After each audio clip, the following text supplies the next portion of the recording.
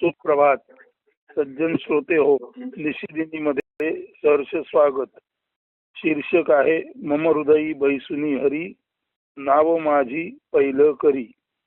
संस्कृत सुभाषित आहे, सत्याम प्रज्ञा महानावी, विवेके सती नाविके, संसार सागरादस्माद्यो न तीर्णोधिगस्तुतम. प्रज्ञारूप महानौका, विवेक रूप नावाडी असता, संसार सागर पार ना जाई, जो सर्वथा धिक्कार पात्र राही तो. वस्तुतः मानवाला प्रज्ञारूपी म्हणजे तीव्र संवेगी बुद्धीची नाव किंवा होडी आणि सदसत विवेकरूपी नावाडी प्राप्त झालेला असतानाही त्यांच्या यथायोग्य वापराने जर तो संसार सागर पार यथास्थितरित्या होऊ शकत नसेल तर त्याची पात्रता शून्य असून सर्वथैव त्याचा धिक्कारच होणार हे उघडच आहे. वस्तुतः मानवाला 36 तत्वांचा देह निसर्गता प्राप्त झाला असून त्यांचा योग्य वापर त्याने त्यापैकीच महत्वपूर्ण असलेली बुद्धी आणि विचारशक्ती, इथे बुद्धी म्हणजे नाव आणि विचारशक्ती म्हणजे नावाडी, याद्वारे केला तर निश्चितच हा भवसागर पार करून अंती त्याचे जीवन यशानंद पूर्ण सुफल संपूर्ण झाल्याखेरीज राहणार नाही. मात्र ईश्वर दत्त अशा आपल्या उत्तम क्षमतांकडे मानवाचे नीट लक्ष न जाता त्याचे लक्ष केवळ बहिर्मुख म्हणजे मायारूपी संसाराच्या भूलभुलैयात गुंतून पडल्याने तो आपली विवेकशक्ती आणि बुद्धिरूप देणगी वापरायचे विसरून जातो आणि त्याची दुर्गती कस्तुरी मृगाप्रमाणे होते. मृग जैसा आपल्या नाभीतील कस्तुरीचा ठाव ठिकाणा न लागल्याने त्या कस्तुरीच्या सुगंधाचा शोध बाहेर घेऊ पाहतो आणि अंती व्याधरूपी काळाच्या मृत्यूच्या जबड्यात फसतो. अगदी त्याचप्रमाणे मानवही हृदयस्थ ईश्वर आत्मतत्वाचा विसर पडल्याने आपली प्रज्ञा विवेक रूप शक्ती आपल्याजवळ असूनही नसल्याप्रमाणे वेडा दुर्बळ ठरतो आणि या मायावी जगाच्या सापटीत तावडीत सापडून स्वजीवनाचा नाश करून घेतो.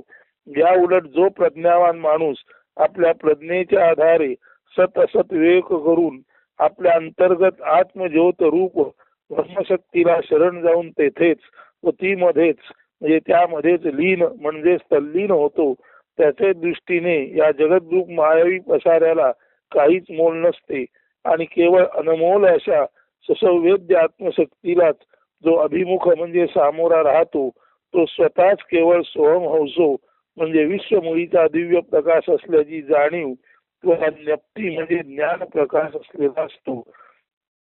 आता अशा ज्ञान प्रकाश रूप आत्म्याला भवसागर म्हणजे वस्तुतः काहीच नसते, ती मायाच असते.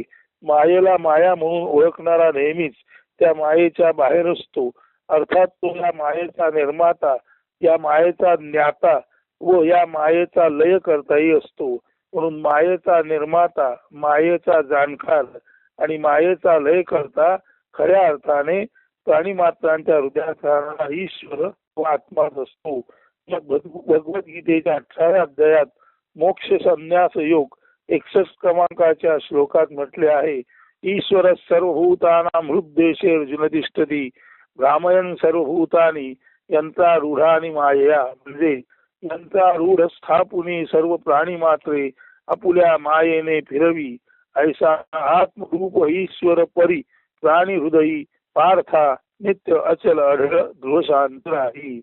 म्हणजे मायारूपी यंत्रावरती स्थापना करून सर्व प्राणी मात्रांना आपल्या मायेने जो फिरवतो तो आत्मा, तो परमेश्वर याच प्राण्यांच्या हृदयात अत्यंत अचल अढळ ध्रुवशांत राहतो आणि प्राण्यांच्या हृदयात अचल अढळ ध्रुवशांत राहणारा हा आत्मा म्हणजे ईश्वर हाच खरा तर आपल्या मायावी यंत्राने तो आपल्या या मायारूपी जन्म स्थिती मृत्यू परत जन्म या मायावी यंत्रावर सर्व प्राणी मात्रांना स्थापित करतो आणि त्यांना फिरवतो.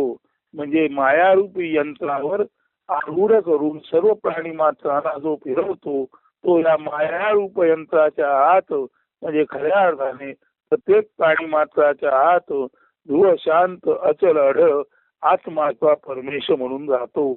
आता हे तत्वज्ञान अर्जुनाला सांगणारा केशव किंवा अर्थात श्रीकृष्ण मायेच्या बाहेर किंवा मायेपासून स्वतः दूर असल्यास कसे काय सांगू शकतो, जाणू शकतो. म्हणून मायेला माया म्हणून जो ओळखतो तो मायेचा स्वतःच निर्माता असतो, तो मायेचा ज्ञाता असतो आणि तो मायेचा लय करता सुद्धा असतो. सारांश स्वप्रज्ञा विवेक जागृती झालेलाच सहजासहजी भवपार होऊ शकतो व जनार्दनाला प्राप्त होतो. अन्यथा याची जाण नसणारे, स्वतःची संवेद्य अनुभूती नसणारे भवसागरात गटांगळ्या खाणार आणि अपयशी होणार व लोकनिंदा धिक्काराचे धनी होणार हे निश्चित समजावे. या दृष्टीने आत्मोपनिषद मधील मम हृदयी बैसुनी हरी हे काव्य पाहण्यासारखे आहे.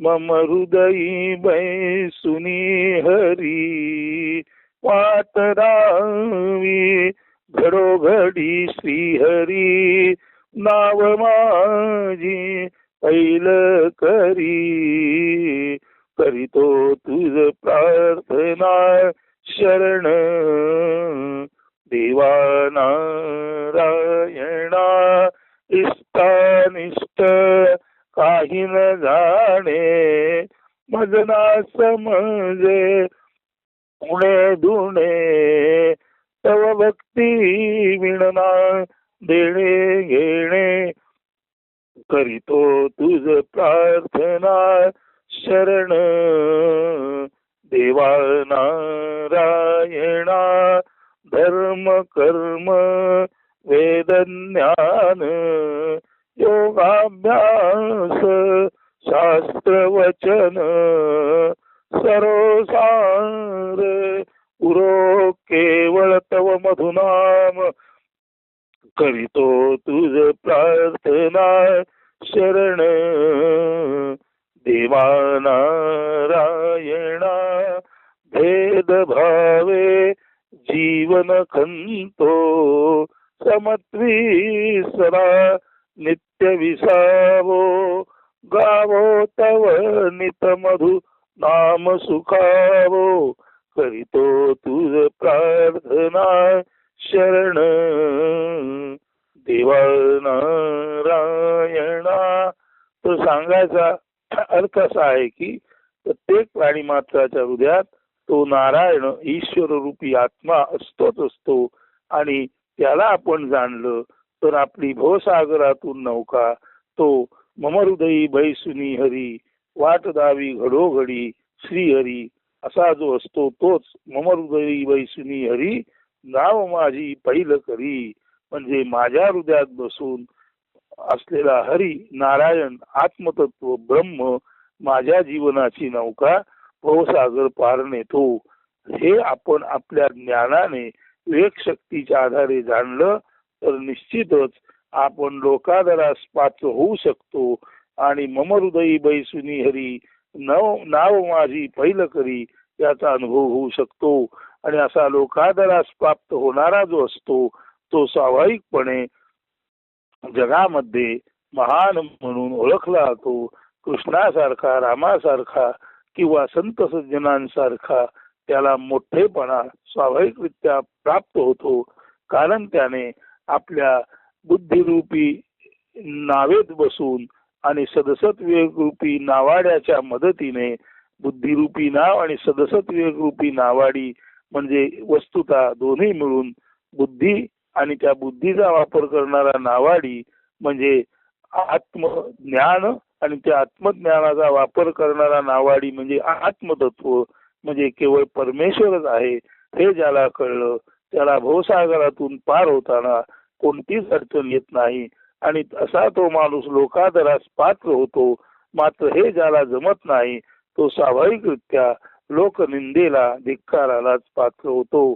आता याच प्रसंगी एक सोपी गोष्ट सांगतो ती ऐका आणि त्याच्यावर लक्ष द्या. चरक में डालो खुदी को खुद चरक में डालो चरक घुमाओ जब तक खुदाई मधुगन्ना रसना पाओ. म्हणजे हे मानवा तू स्वतःलाच ध्यान चक्रात टाक आणि आपल्याच बुद्धीने त्या ध्यान चक्राला गती दे, त्या ध्यान चक्राला संवेग दे. म्हणजे हे मानवा तू काय कर चरक में डालो खुदी को खुद चरक में डालो. चरक म्हणजे चक्र. ध्यान चक्रामध्ये प्रत्येक मानवाने आपणाला प्रस्थापित करावे आणि आपल्या ध्यान चिंतन चक्राला स्वतःच्या ज्ञानाने गती द्यावी. त्यानंतर असं लक्षात येतं की ह्या गतिशील ध्यान चक्रामध्ये जेव्हा ध्यान करता जाऊन बसतो तेव्हा त्या ध्यानकर्त्याचा जणू काही आत्मरस निघतो. जसं यंत्रामध्ये टाकलेला चरकामध्ये टाकलेला हे ऊसाचं पेर असतं. जसा चरकामध्ये टाकलेला ऊस किंवा ऊसाचं कांड पूर्णपणे पिचून जातं आणि त्या ऊसाचा मधुरस म्हणजे गंधारस आपल्याला मिळतो. तसंच ज्याने स्वतःला ध्यानचक्रात प्रस्थापित केलं आणि स्वतःच्या ध्यानचक्राला ज्याने गती दिली असा कोणी माणूस खुद म्हणजे स्वतः असा स्वतःला जो चक्रात टाकतो आणि ध्यानचक्राला गती येतो अशा कोणत्याही माणसाला खुद से खुदाई तक म्हणजे खुद म्हणजे स्वतःचा खुदाई म्हणजे स्वरस आत्मरस प्राप्त होतो. आणि ज्याला आत्मरसाची गोडी प्राप्त झाली त्याची नाव हाच आत्मा त्याच्या हृदयात बसून भोपार करत असतो. म्हणून चरक में डालो खुदी को खुद चरक में डालो. चरक घुमाओ जब तक खुदाई मधु गन्ना रस ना पाओ. म्हणून हे सज्जन माणसा श्रोते हो, आपण स्वतःलाच ध्यानचक्रामध्ये आपल्या ध्यानचक्रामध्ये आपण स्वतःच बसा. आपल्या स्वतःच्या विवेक शक्तीने त्या ध्यानचक्राला गती द्या आणि खुद म्हणजे स्वतः कोणी जेव्हा स्वेच्छेने त्या ध्यानचक्रात बसतो तेव्हा ते ध्यानचक्र ज्यामध्ये स्वेच्छेने कोणी स्वतः म्हणजे खुद बसलेला आहे त्याला ते ध्यानचक्र आपोआप अति तीव्र गती पकडतं आणि खुद मधून खुदाई म्हणजे आत्म्याचा आत्मरस निघतो.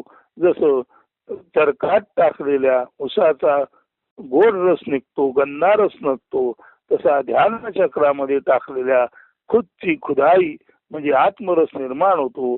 आणि खुदची खुदाई म्हणजेच आत्मज्ञान आणि आत्मज्ञान म्हणजेच विवेक शक्ती. हेही कळतं की मम हृदयी बैसुनी हरी नाव माझी पहिलं करी. त्याला निश्चित कळतं की आपला संसार हा आपण फारच पाडत नाही. आपल्या हृदयस्थ बसलेला ईश्वरच नावाडी रूपाने आपली जीवन नौका भोपार नेत आहे. याचा अनुभव सज्जन श्रोते हो आपणही घेऊ शकता. तसा अनुभव घेण्यासाठी आपण ध्यान मार्गाने अभ्यास मार्गाने प्रयत्न करत राहा. निश्चितच ही अनुभूती आपणाला आल्याखेरीज राहणार नाही. इतकं सांगून हे नमहृदयी बैसुनी हरी नाव माझी पहिलं करी हे निरूपण आज येथेच संपन्न करीत आहे. धन्यवाद. अस्तु. सुदिन सुप्रभात.